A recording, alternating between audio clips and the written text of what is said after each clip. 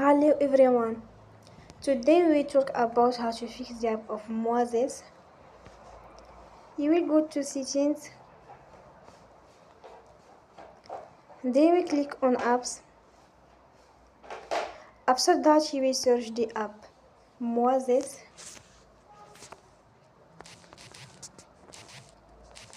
And you will click.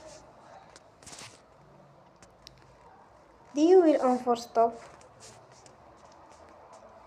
After that you will go to storage. Then we click on clear cache.